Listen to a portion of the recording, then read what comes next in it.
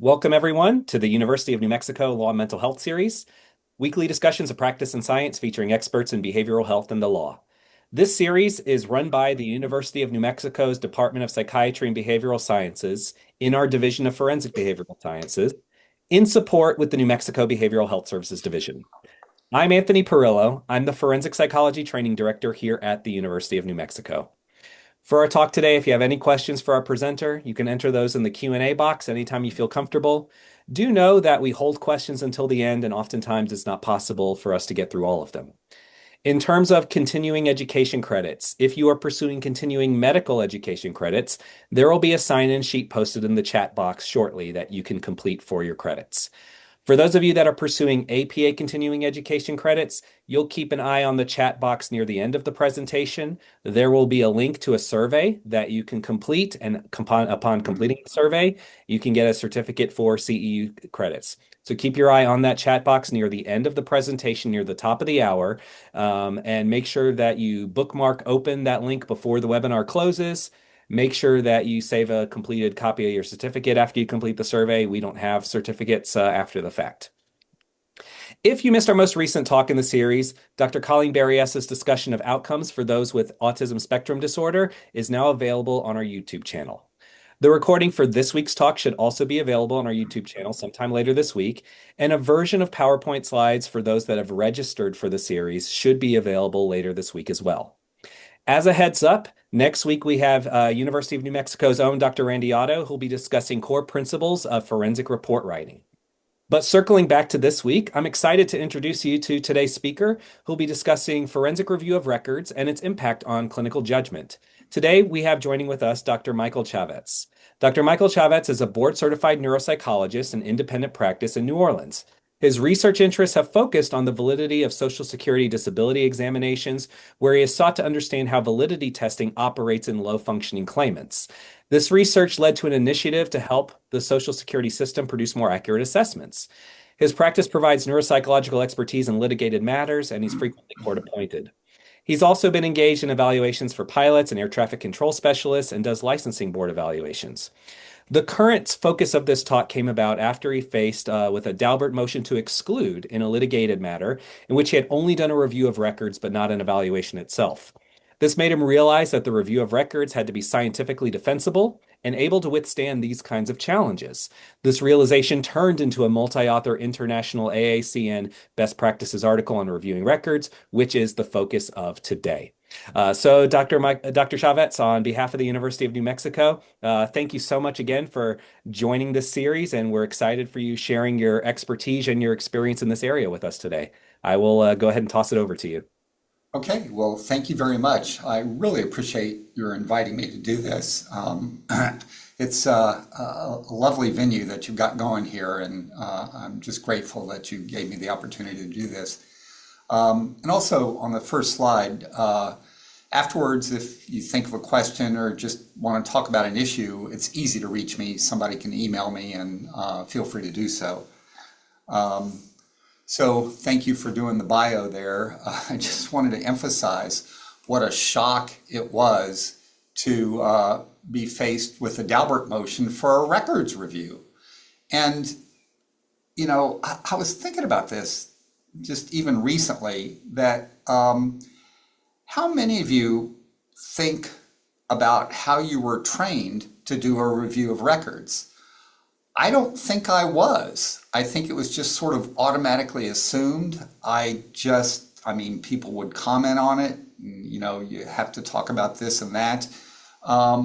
And I remember I re-specialized in the field, and I remember looking at, you know, the review by some of the masters who were here in the neighborhood, and just learning from that. And, you know, that's how I learned, really. But I'm hoping this will be helpful in terms of what to do in a records review. Dr. Perillo has already gone through this, and so you all know what to do, and that's on your side of it. So I think you'll take care of that. And then I don't really have anything to disclose financially about this talk. There's no financial interest I have in this. The article is even outside of a paywall, so and I don't get money from that anyway. But and these are my views. I hope these views are well beyond just me, but they certainly don't necessarily represent the views, policies, or positions of the University of New Mexico. So I decided to put I was asked for 3 references to give, and I decided to give them to you up front rather than the end of the talk.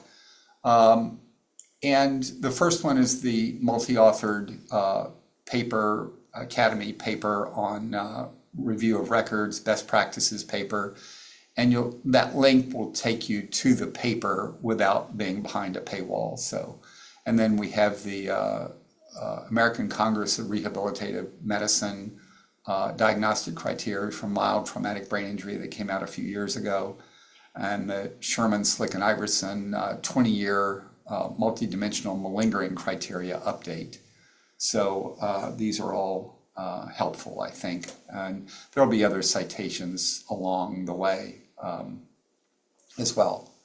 So the objectives describe 3 of the credibility checks or credibility heuristics, I think Thomas Merton likes to call them, from the records described in his article. Thomas Merton is a German psychologist. His article is written in German, and he's a co-author on our paper, and he graciously translated these for us so we could put them in the paper. And so objective number 2, identify the elements of causation of traumatic brain in a traumatic brain injury case. I mean, it seems really very simple to do this, but there are a lot of factors involved, and it's a lot simpler than sometimes the lawyers make it out to be. I'm sorry, it's a lot more complicated than sometimes the lawyers make it out to be. They make it like very simple, and that's not the case. And then we want to assess the importance of the updated guidelines for malingering and the review of records. So these are important to look at. So cultural and language considerations. Starting with the emergency medical service, ambulance records, and the emergency department records. Many of you are probably familiar with the Glasgow Coma Scale, the motor component, the full, let me get rid of this. I don't know how to get rid of this. Okay. The full motor component of a 6 is only available if you follow commands in English. That's following commands on the motor component. And so it's usually given out in English. So if you don't understand English, you could take a point off for that, and it would not be a valid exam. So the verbal component, you know, the 3-point, 4-point, or 5-point aspect of that, you have to understand questions and speak in the language of the examiner. So these are issues that are important for the accuracy of what you're reading in the records for the Glasgow Coma Scale. And there are papers talking about and you'll see this in our article, the underutilization of a professional interpreter and how that can affect the record and the appreciation of the person's experience. You need to know what the objective facts are. And if the person doesn't speak English, it's, you know, and there's no interpreter there, it can be much more difficult to understand what the records actually are saying. There are also racial and ethnic disparities in whether the head CT is actually performed in an emergency department. And that will affect the conclusions of the severity of the head injury, the brain injury. And we're going to see a little data on this coming up in the next slide, but I just want to mention it here. And also something that's really dear to my heart, the use of appropriate norms affects decisions on impairment. I used to do a lot of the NFL baseline assessment program evaluations, and probably many of you are aware that the program had to change its actual normative use. They were using the Heaton norms prior and to begin with, and then they had to shift to an age and education normative base to take out race out of the norms because there was disparate impact on the use of race norms, as part of the normative process. So that actually affected how I do my practice. And I've switched now to age and education based norms and not using race for reasons that are germane to what happened with the NFL. But it goes actually beyond that too. So let's look at the CT issues with the kind of disparate impact here. If one group is not getting as many CTs performed, the lack of a CT can affect the findings here. And even when the Glasgow Coma Scale is at the quote mild level, so a 13 to a 15 out of a total of 15, even when it's full and there's no loss in the Glasgow Coma Scale, 5% of the cases on CT exams have some form of intracranial injury. If it's only 1 point down, like a little bit of confusion on the verbal scale, or a little disorientation on the verbal scale, the CT examination shows, and this is from the Christian Oldenburg data out of Sweden, the CT shows about 20% of the cases have intracranial injury. And by the way, Dr. Oldenburg is one of the co-authors of our records review paper. So, and then if it's 2 points down, the CT exams show that 30% of the cases have some form of intracranial injury. So this is in the mild range. So that's important to know about in terms of, disparate impact. So now, when I was faced with the Daubert motion, I ended up writing an affidavit to support my use of records in this case and to show the court that I was actually doing science involved in and what's the nature of the science that you do, and how do you drill down, and how do you actually review the records so that you can get some sense of things. And these topics in the affidavit are what formed most of the topics in the best practices paper. So, started off covering my background and experience doing science and professional work in the field. And that's, you all know about this. You talk about how you've been trained and what your scientific achievements are to let the court know that your background is relevant to what you've done here. And so the review of records, we talked about being an integral part of any neuropsychological evaluation. It's basic and common in the field. And I think Strauss, Spreen, and Sherman, the new, that book, talking about review of records being just what we do in our professionalism. So, and talking about how normal patients, people who do not have any form of brain dysfunction, misremember over time. They conflate facts. And that people are just subject to bias. People are people. There's a good old days bias. I can't tell you how many times that I've told my wife of my athletic prowess so many years ago. And, I'm absolutely certain that there is some form of good old days bias here. So And then the Elizabeth Loftus work, there's some newer work since the 1990s, but I'm just a big fan of her work, that memory is malleable over time. We are not veritable recorders that store events in our heads, our emotions, our motivations.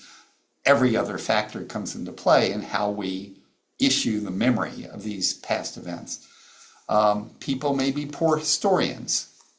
And due to memory disorders, if you've got some sort of memory disorder, dementia, mild cognitive impairment of some kind, you might not be that great a historian.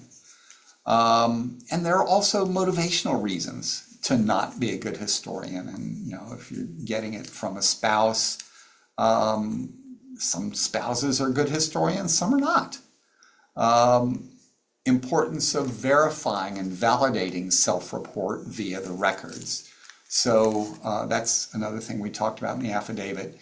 And just pointed out that in insurance work, a utilization review of the records can solve disputes over whether medical treatment is actually necessary. And you don't actually have to have statements from the provider per se. So this is being done professionally all over. And again, in the affidavit, more of the points that a records review is used to get to the facts related to prevailing criteria for a traumatic brain injury.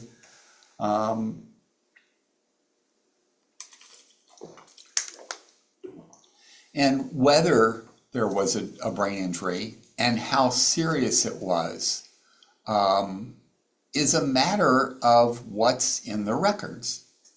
The brain will tell you whether or not it's injured, and it will tell you how severely it's injured. And those facts are in the records. Approximately 80% of cases of traumatic brain injury are mild traumatic brain injury. So the level of injury predicts recovery. And so it's good if you can, from the records, get the level of injury. And then what I call the holy trinity of records for a brain injury case, the crash report, the EMS report, and the emergency department report, give you objective evidence of the neurological sequela, or not. There may be no such evidence to determine the criteria for impairment. And keep in mind the or not when we talk about the science of this, because your work, you know, true science is disprovable. And we have a citation in there from Popper, is one of my favorite citations, but your work, you know, the fact that if the numbers had gone the other way, you wouldn't have written this, is very important to the determination of whether your work is science-based. And then we talked about like just the kind of work where it's common to use records. So testamentary incapacity cases where records reviews help determine cognitive competency to see whether the person met state requirements for capacity or incapacity at the time of making the testament, making the will. It's common in work to do a post-mortem to help the trier of fact determine testamentary capacity, and you do a post-mortem by interviewing people and looking at records. So anti-biasing, I talked about in the affidavit, methods are critical importance in a case. And also talking about the real role conflict inherent in the bias of the doctor-patient relationship. We'll talk much more about this. And this kind of bias, I think, is really disturbing because it really distorts the record. And the APA specialty guidelines for forensic psychology. So in particular, the guideline that we cited was that 9.03, practitioners recognize their obligations to provide evidence about psychological characteristics when there's sufficient information or data to form an adequate foundation. That's just really important in court, that you have an adequate foundation for your opinions.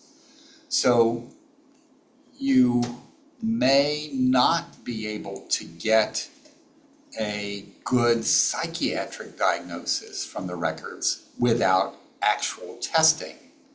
So, for example, a mild neurocognitive disorder, and that could depend upon the status and depth of the records that exist, but you may not necessarily be able to get to there without, with just a records review. But often you can get to whether there was a traumatic brain injury and the level of the traumatic brain injury from the records alone, especially if they have the, quote, holy trinity of records, which give you the hard data about traumatic brain injury according to the guidelines. So now let's talk about anti-biasing. If you're going to be in court, if you're going to be in deposition, you are going to get bias questions. Are you biased, doctor? And they don't often say it that way. They'll say it in many different ways, but you will get the examination of whether you're biased. One of my favorite anti-biasing papers is by Jerry Sweet and Moulthrop, 1999. And again, there are many papers talking about bias since then, but this one is my favorite. And it kind of boils down to putting yourself in the mindset of the opposite side and asking whether you've done certain things. So, like, have you considered multiple hypotheses for your opinion and not just what's everybody perceives as the hypothesis from the retaining side, or in law you might call it the theory of the retaining side. Have you considered the multiple sources of relevant information that were reviewed, not just a select cherry-picked few sources?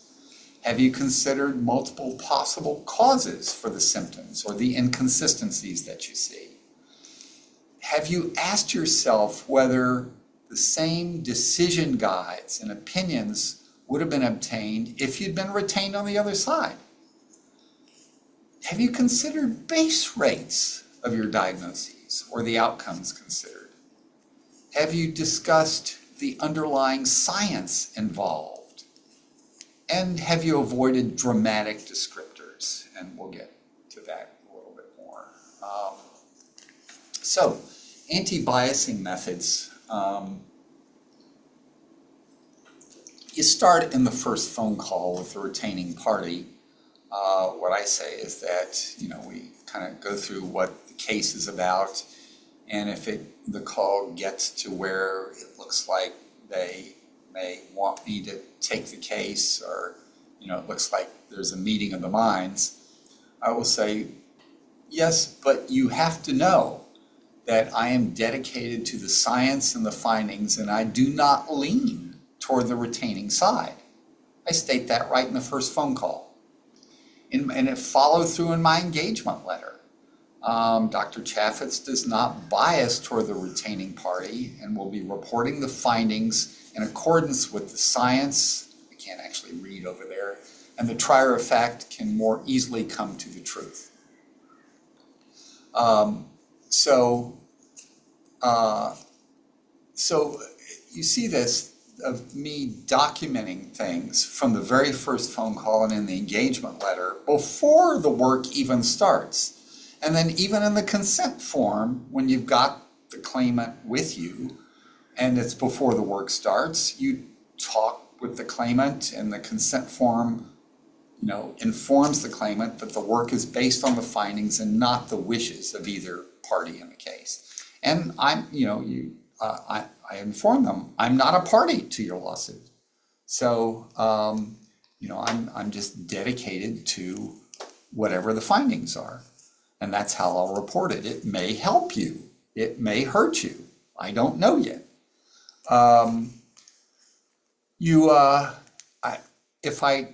I do take plaintiff cases. I had one a couple of months ago, but I take them only as IMEs.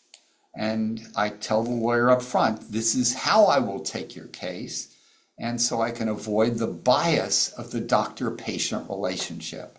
And that's something I want to go into further.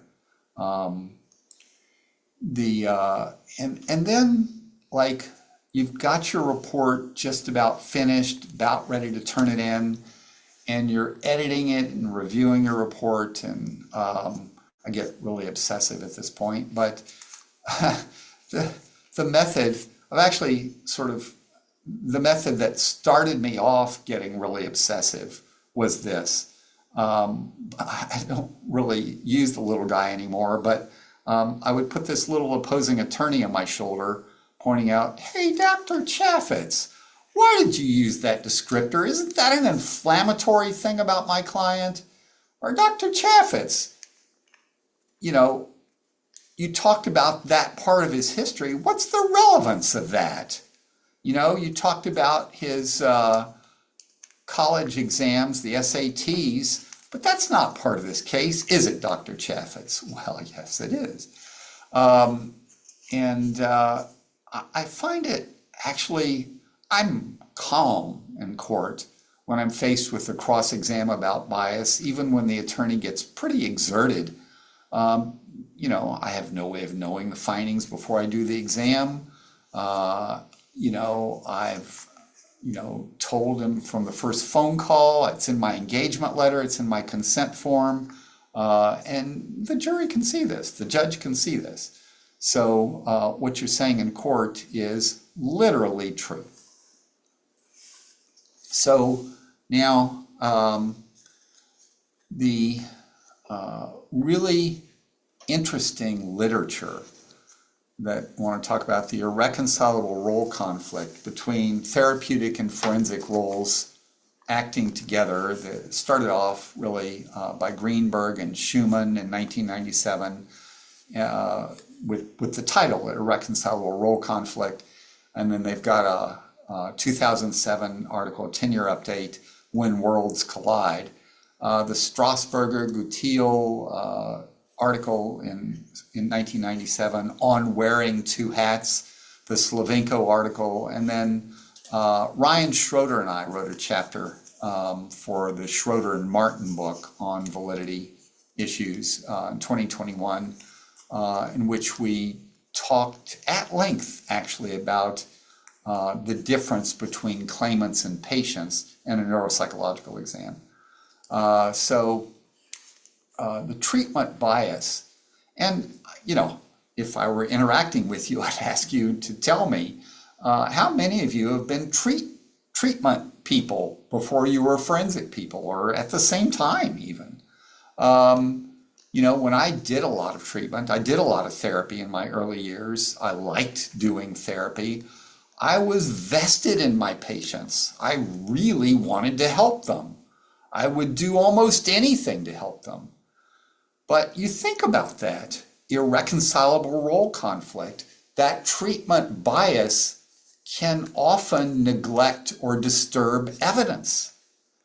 Therapists are highly invested in the welfare of their patients. Therapists derive what they know almost solely from self-report from their patients.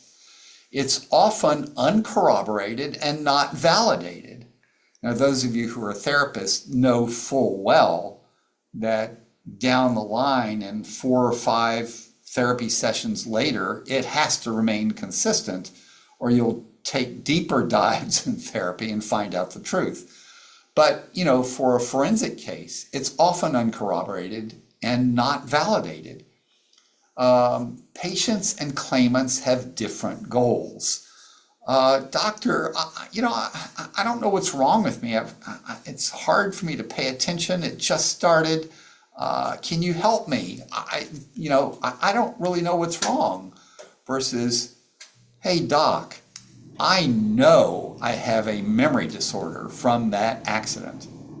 So, you know, patients and claimants are very, very different. Many of you are familiar with, everybody's familiar with the Menendez brothers, and probably most of you are familiar with the public reports. There was an audio of a therapy session by Lyle Menendez that explained why the brothers killed the parents. And Dr. Vickery, who treated Eric Menendez and also served as a forensic psychiatrist, eventually admitted under oath that he altered the notes per the defense attorney's request. And this was a big uproar. I think he lost his license, actually. And, you know, that's an extreme example of treatment bias and the irreconcilable role conflict. So I think Sylvenko reviews that a lot, so you can get into that. Let's look at Daubert factors. Everybody's familiar with the Daubert versus Merrill Dow Pharmaceuticals case, Supreme Court case, 1993. Prior to that, you had the Fry test, which was about general acceptance. Did your peers, did people in your field generally accept what you're doing? That was what defined whether what you were doing was science. And it was that kind of general acceptance thing started to be superseded by the federal rules of evidence in the 1970s, which, when they were revised, allowed for testimony based upon techniques and analyses that were even novel, but provided they were scientifically valid. And trial judges had the gatekeeping task for the validity of techniques, and the Daubert factors were the guidance. And so the Daubert factors: has the technique been tested, or can it be tested? Has it been subject to peer review? Is there an error rate? Is there known or potential error? What is the error?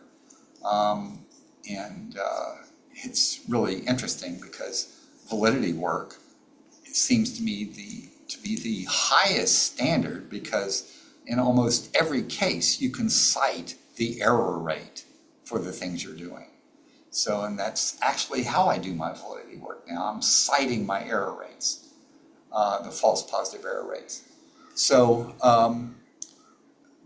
are there standards controlling the technique's operation? Is the technique generally accepted? Now, that's the Fry test, but now in Daubert, it's a factor in Daubert. It's not the whole thing. You're all familiar with how attorneys like bright lines. Well, Dr. Chafetz, your analysis of the traumatic brain injury is not quite like the guidelines. You see, what you said here is just different from what the guidelines actually say. Dr. Chafetz, you're wrong, aren't you, Dr. Chafetz? So what the Daubert, as Daubert proceeded, Kumho-Tyre versus Carmichael, that the factors have to be flexibly used to determine scientific validity. So you can actually show how a good records review adheres to well-established guidance on malingering and TBI, but you have to use your good clinical judgment. And sometimes the match is exact, and sometimes it's a matter of what would be really excellent clinical judgment in this case. It's not a perfect match, but it's a matter of clinical judgment. So, and there's a review that we cited that says that records reviews, citing a case where it was found by the judge that the records reviews in this case, it was based upon a records review, it was based on science. And so the technique of records reviews shows facts supporting or refuting the condition at issue in the case. We mentioned it before, but now let's drill down a bit. So that your hypothesis can be disproved is the essence of science. The whole disprovability issue is the essence of science. So the content areas being reviewed, like, for example, TBI and validity, are what we focused on in our paper, are subject to extensive peer review and publication, and your report can cite a lot of these as well.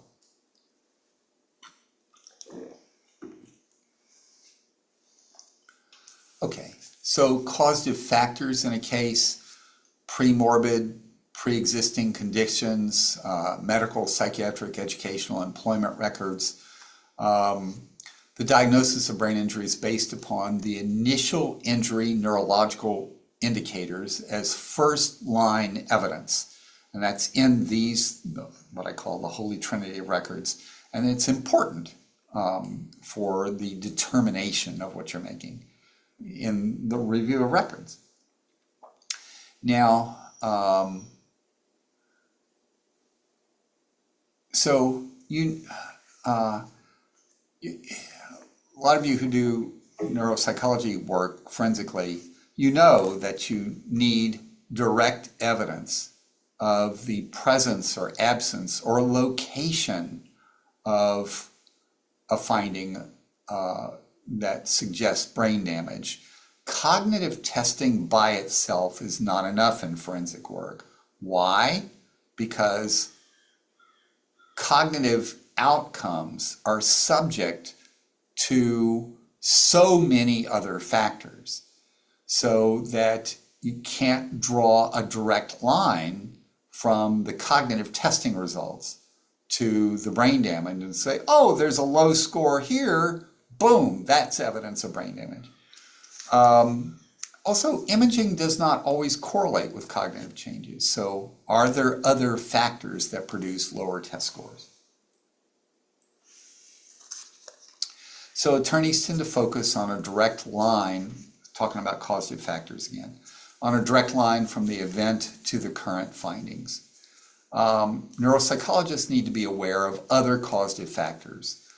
English is a second language, producing low verbal scores in English. Math disorder, dyscalculia, prior to this, growing up, yielding low calculation scores. And there are several articles. My favorite title, Bender and Iverson, is from 2009, "To Err is Human." There's normal variability in healthy adults. If you give 40-something tests, a few of the findings are going to be in the toilet. So you can't just cherry pick these findings and say, oh, Dr. Chafetz, there was a deficit here. Oh, Dr. Chafetz, there was a deficit here. No, it could be a lapse where they're thinking about their very sick pet right at that moment. There's normal variability that actually produces fairly low scores. Low pre-morbid functioning can bring down scores. So if that's not accounted for, it's a problem.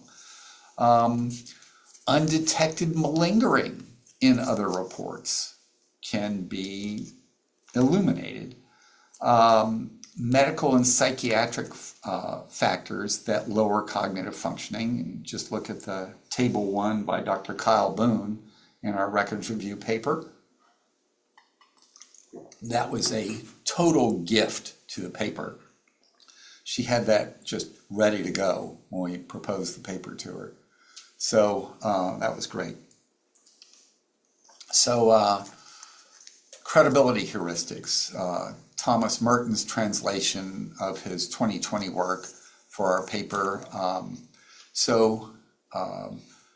Objective data from the records is more credible than subjective reports. Information gathered earlier in time nearer the event is more credible than reports later in the lawsuit when it's obvious that things are proceeding with the lawsuit. Reports from uninterested third parties tend to be more credible than reports from interested parties. So the married spouse, for example, is a potential beneficiary of the lawsuit. And so, a report from the EMT, I think, would be more relevant than a report from the wife in a certain case. So information from objective findings in detail tend to be more credible than short summaries where you're giving things in kind of an impressionistic way. And the report of relevant facts tend to be more credible than emotional appeals.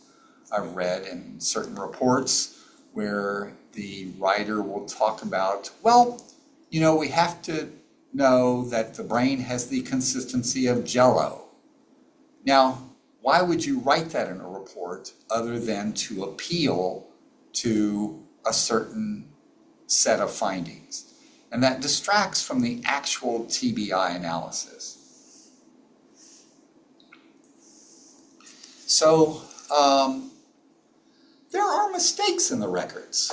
I think you've all seen these actually, and you know, we're not doing a little on-site poll here, but have you ever made a template error? I have.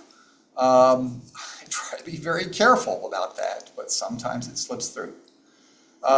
So the Glasgow Coma Scale of intubated examinees with no verbal scale will be reported as 10T, the T meaning it's intubated, but the lowest verbal score is a 1, not a 0, so it should actually be 11T. That's not a big deal, but the real interpretive mistake here would be that, oh, the Glasgow Coma Scale is low, that means a much more severe brain damage, when the reviewer is just not aware that this is because the person is intubated. So template errors in review of systems. Now, it's not just psychologists who make template errors. I've read many times where, you know, the review of systems in the emergency department, the crash victim's head was noted as atraumatic and normocephalic, when in fact there was a scalp hematoma. So that made me more aware of my own template errors. The other interesting thing that you'll find in records is identifying post-traumatic amnesia as loss of consciousness. People make this mistake because the victim will say, I just have a blank. You know, there's a spot where I have no memories. So there's the assumption that it's a loss of consciousness when it's actually post-traumatic amnesia. Or recording post-traumatic amnesia when there's no basis for a memory to have formed.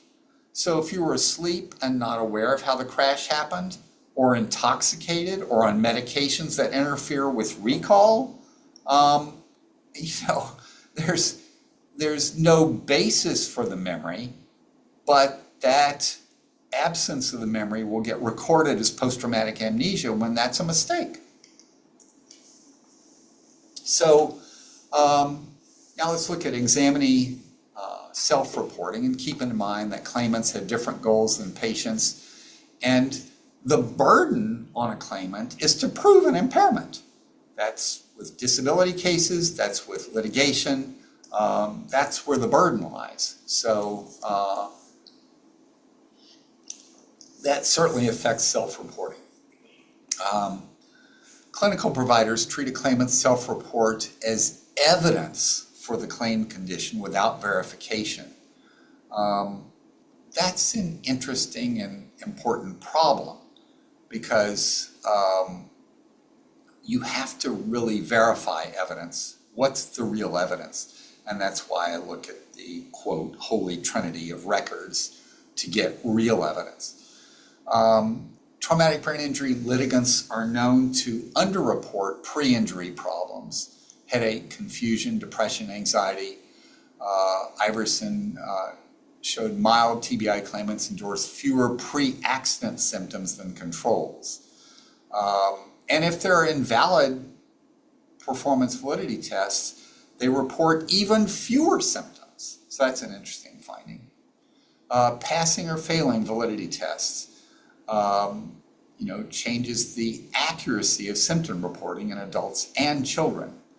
Griffenstein, Manny Griffenstein, 2002. TBI litigation inflates, people in TBI litigation inflate their pre-injury scholastic performance. It's not reliable. It's better to have the actual scholastic records. And then good old days bias, which you've already talked about. I was so much better back then. So symptom reporting is impacted by the methodology. So post-concussion symptoms, the post-concussion symptom questionnaire, you get an increase of endorsement of symptoms when you use a questionnaire.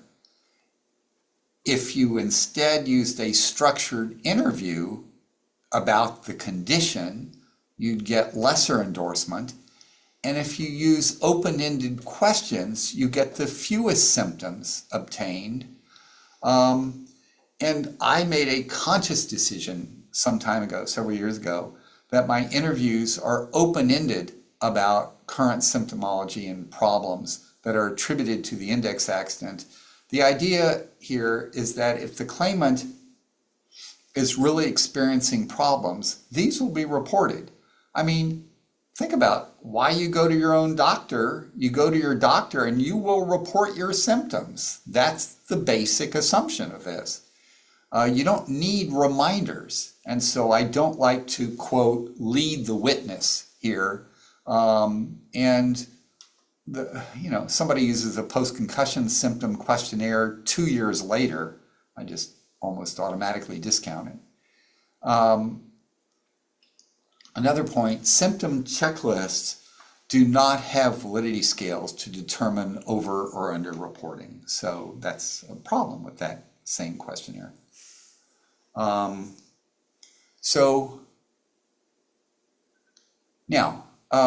It's a good thing to know about the other side of validity. And I'm kind of grateful for my having always gotten into fitness for duty work, FAA work, pilot, air traffic control, licensing board. These people are potentially faking good and not faking bad. If they ever fail a PVT, something's really wrong, because they're wanting to do well, trying to impress the examiner. They don't fail PVTs even with low IQs. You can see my work involved in this. I've done a fair amount. Child protection cases, people with low IQ are often, unfortunately, as adults, into these child protection cases. They couldn't help their children in certain ways. And so the parents of children in state custody, IQ in the 60s, they don't fail validity testing. You can read this work. The pilot work, strokes, ADHD, HIV, they do not fail validity testing. The whole look and feel of a pilot exam or a fitness for duty exam, when they're motivated to succeed, is very different than a litigated exam, or a disability exam. They're quick and accurate, and there are no little observations throughout the exam that we can go into another time. So the 20-year update of malingering guidelines. Sherman, Slick, and Iverson. It was basically Elizabeth Sherman who mostly wrote this one. It's on pace for more citations than the 1999 paper, which has a number of citations already. If you calculate it for the same amount of time. And it's not just an invalid neurocognitive dysfunction, but now looks at invalid neurocognitive, psychiatric, and somatic claims. And it's not just about tests, different validity tests per se, but also whether there are compelling inconsistencies. The Bianchini, Grieve, and Glenn paper in 2005 for malingered pain-related disability talked about compelling inconsistencies and brought that idea into the literature. People had known about it, but having that as part of the guidelines was very important. And then marked discrepancies, what people are saying versus what's in the records. So the updated guidelines, presence of an external incentive is motivating, an invalid presentation on examination indicative of feigning, so compelling inconsistencies, invalid scores on PVTs for cognitive underperformance, invalid symptom validity tests for over-reporting cognitive deficits, or B2A, compelling inconsistencies on somatic symptoms, invalid somatic symptom validity test over-reporting, compelling inconsistencies for psychiatric symptoms, and invalid symptom validity tests over-reporting of psychiatric, or a mixed symptom presentation. So now, marked discrepancies in the natural history and pathogenesis of the condition is markedly discrepant from the currently accepted models. If they're saying that 3 years after the mild traumatic brain injury or concussion, that they have gross impairments that are grossly impaired, you can look at 5 or 6 meta-analytic studies that show that that's just wildly wrong. Records in other media, self-report is markedly inconsistent with the records.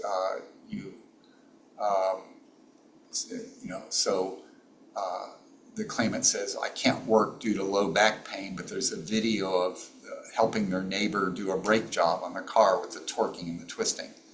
Or reliable collateral informants. Well, his memory just wasn't that good before. And then behaviors, the rule-out criteria, behaviors meeting criterion B for the cognitive invalidity are not fully accounted for by another developmental, medical, or psychiatric condition. The main word there being fully accounted for.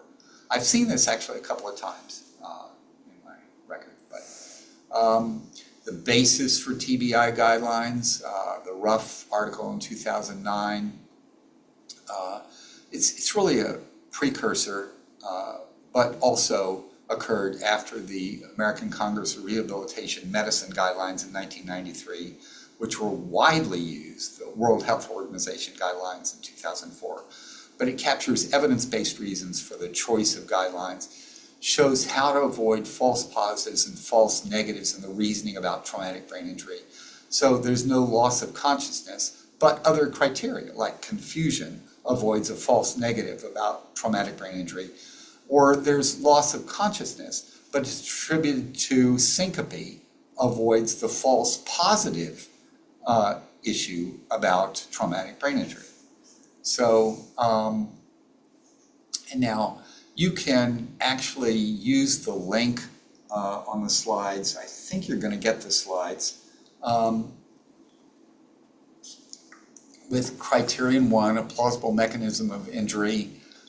This is the update, the American Congress of Rehabilitation Medicine, mild traumatic brain injury guidelines.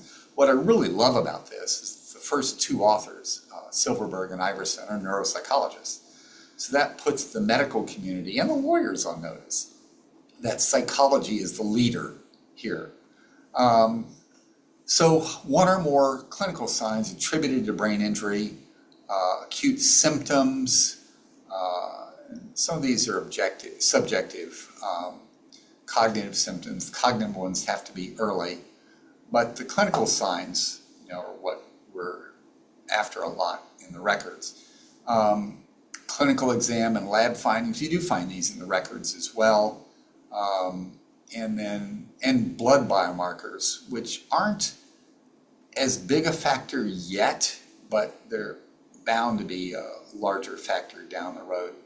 And then neuroimaging, it's not really for mild TBI, but for increased care. And you have to look at this, like the VA, Veterans Administration, Department of Defense guidelines in 2021, and the American Congress of Rehabilitation Medicine guidelines.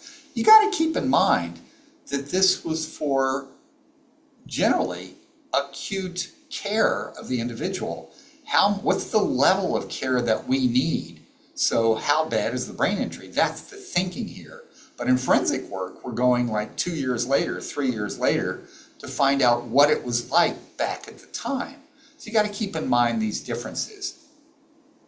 And then that false negatives are avoided when there are no clear signs, but two symptoms and one finding. False positive can be avoided where you're not counting symptoms with poor specificity, like fatigue and nervousness, things like that. So structural imaging, if there's an intracranial abnormality, that actually shows truly a traumatic brain injury. I actually take a deeper dive than that. I want the injury itself to be in the parenchyma, in the brain matter itself. That's just basic cognitive neuroscience. If you have a little bit of bleed in the ventricles or a little bit of hemorrhaging in the dura, that can, the underside of the dura, that can be an intracranial abnormality. But if there's no blood in parenchyma, that's a factor, I think, in how the findings might be less than you would expect. If all the diagnostic criteria are mild with neuroimaging evidence of structural intracranial injury, then you would say, whereas in the American Congress of Rehabilitation Medicine guidelines, you would say mild with neuroimaging evidence of structural intracranial injury. Whereas in the VA DOD guidelines, you'd say moderate to severe. And that's the biggest difference, I think, in the guidelines, actually, and where lawyers might try to enforce a bright line. And I told you I differentiate parenchymal injury. So this is the Glasgow Coma Scale. We're kind of behind time. I think it's almost time. Am I Yes, right? yes, Dr. Chavez, we actually have a cutoff at the top of the hour in terms of Okay. content. I just want to alert everyone that we are at the top of the hour. The chat box does include the link for the CEU survey if you want that, but you are allowed to go to receive your and still receive CEU credits. That being said, Dr. Chavez, if you wanted to summarize a couple of points and we could stay after for a little bit for the Q&A part, that is fine too. I just I'm have happy to do there is that so many if it's content. allowed. Yes, yes, certainly you can summarize now and we can stay Okay. after for a little bit for the question and answer. So I was actually just going to talk about the index case that was a matter of the original records review that got me the Daubert motion. So these are the conditions for the case. Glasgow Coma Scale after 30 minutes was in the mild range. Loss of consciousness was less than 30 minutes. There was actually a loss of consciousness witnessed, but no focal signs, no neurological signs. Glasgow Coma Scale improved to the full level. EMS narrative was that he was awake and asserting questions appropriately. The MoCA showed, quote, mild cognitive impairment. The mini-mental state was full later, no penetrating injury, diagnosed with a concussion in the hospital. So it was made out to be a really major traumatic brain injury, but it was not. And the Iverson and Long data, where the top level at 0 is your baseline and the bar graphs go down, cognitive standard deviations of cognitive levels down below baseline. So mild traumatic brain injury when the first week, 0.4 of a standard deviation down. Within a month is about 0.3. And then after a month or, after 3 months, it's 1/10. That's 1.5 IQ points, 1/10 of a standard deviation. That's just not even measurable. It's within error. Litigation, just being in litigation is even worse than that. Malingering accounts for more than moderate to severe. So post-concussion syndrome, and you know what? I'm just blathering away. Would you like to do some questions and answers? Certainly, yes, and thank you for sharing all this information, Dr. Chafetz. And like you said, and you presented to people at the beginning of the slides, they have your contact information for any additional questions they might have. I know you've done some talks on these in the past that they might be able to access to as well. A couple of questions here. Somebody asked in a situation that I've been in before, how do you approach being asked to provide an opinion in this situation, a competency to proceed? For somebody who's incarcerated, they refuse to participate in the evaluation or may be unable to participate, but because medical records are often provided for the treating providers in the jail, how would you approach that where somebody might not be will refuse to participate in something that seems critically important, but you do have records that might inform on somebody's competency? Well, it's interesting. It's a great issue, and that's a lot of the reason why sometimes in a case you only have a records review to do. The index case that I had, I wasn't allowed to do an IME. I don't even remember the reason, but I couldn't do an exam. They wanted me to do a records review. So, you know, the lawyers are usually in control of all this stuff, and the case is bigger than you are. So I always advise to do an exam if it can be done. But, if the attorney has full agreement if the attorney says, look, you can't do the exam, you tell the attorney I can't do the exam, he's refusing, and you get to tell the attorney, look, here's the disadvantages of me not being able to do an exam, but here's what I can do with a records review. I think, it's just a matter of good judgment and, putting everything up front and in your report, put the limitations of what the records review could not do because you couldn't do an exam. Thank you for that. Somebody noted earlier when, noting not being biased toward the retaining side. Do you consider, what are your thoughts related to the principles and research related to adversarial allegiance? Do you ever receive any pushback of saying you're not biased toward the retaining side, given the data about adversarial allegiance and unintentionally Well, interpreting thing toward the retaining side? when you say you're not biased, everybody gets pushback. So, you're not going to avoid pushback. It's the lawyer's job to gouge you for bias. I just resort to the fact that, look, I've documented every step along the way what I've done regarding bias. I've tried to anti-bias. If it had gone the other way, if the findings had, if my scores had shown this, if they hadn't done this on validity tests, I would have said this. So you can easily point it out, if you've documented every step along the way. It's like, look, my work is disprovable. This is real science.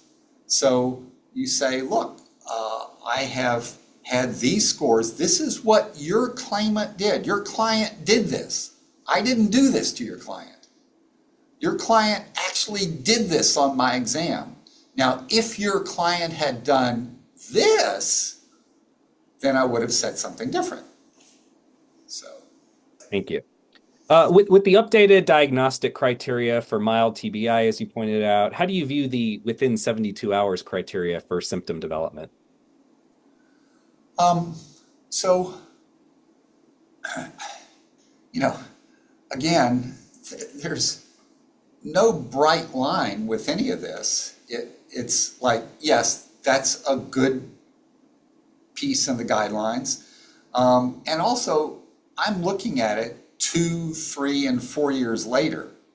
So at that point, we're looking for stuff that's really captures the most variance here. And so, a fine point like that in the records, and it might not even be in the records. So, it's just a matter of good clinical judgment. You do what you can do. Wonderful. And then somebody, when you were referencing the NFL baseline assessment program, they asked where was there disparate impact in the NFL baseline assessment program? Can you say a bit more about how you became aware there was a disparate impact in your mitigation? So it wasn't me who became aware of it. It was a matter that, so the, uh, the evaluation was agreed upon. That's an interesting structure because the evaluation was agreed upon by both sides, the NFL and the claimants side, the players side. So, you know, but it started becoming apparent that black individuals were not getting assessed as having disabling impairment as much as white individuals. And they were using the Heaton norms. Now, the Heaton norms, I went back and drilled down. If you reread the Heaton norms and why they were done that way, the original Heaton norms were based upon a goal of equity. They were trying to do things with those norms that made the evaluations more fair. But what happened, I think, and I haven't discussed this a lot with people, but what happened, I think, is that neuropsychologists just started using these for all kinds of evaluations. And it became like a one size fits all. And where do you think that idea goes? One size never fits all. And so, you think about what would have happened. I do a lot of fitness for duty or, pilot work so in disability work, a lower score will have, it will have the effect of getting if you get enough low scores, then you might pass the criteria for impairment and you could get the disability benefit, right? So, but in a fitness for duty framework, it's higher scores that matter. You want to work, you want to be able to go back to your job. There's somebody who's saying, well, the employer is saying, I need to know whether you can actually do this. So you have to prove that you're able to do your job. So higher scores are beneficial. So, that's two opposite cases where, a one size fits all thing won't work because you'll get two opposite disparate findings on the whole. Dr. Chavez, thank you so much for sharing all of this with us. Very informative. One of our attendees noting the guidance on presenting in court, particularly excellent. I love hearing also the story about how all of this developed. And again, thank you so much for bringing up these conversations and considerations for all of us, regardless of if our area is neuro-focused versus any kind of assessment with legal implications where we might be testifying in court. Thank you for sharing all of that.